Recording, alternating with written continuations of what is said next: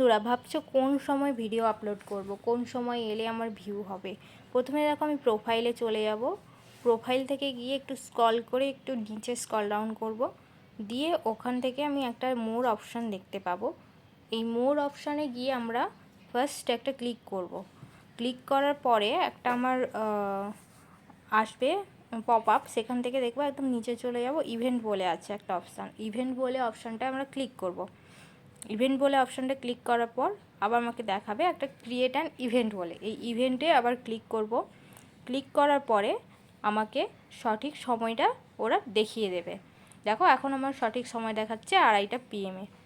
তো আমি এই সময় আপলোড করব, কারণ ফেসবুক এক হচ্ছে অ্যানালাইজ করে যে তোমার কখন কখন ভিডিও ছাড়তে হবে আর কখন তোমার ভিডিও ছাড়লে ভিডিওতে ভিউ আসবে, কারণ তখন তোমার মানে বন্ধুরা অ্যাক্টিভ থাকে। সেইটা অ্যানালাইজ করেই ফেসবুক এখানে এই টাইমটা মেনশন করে।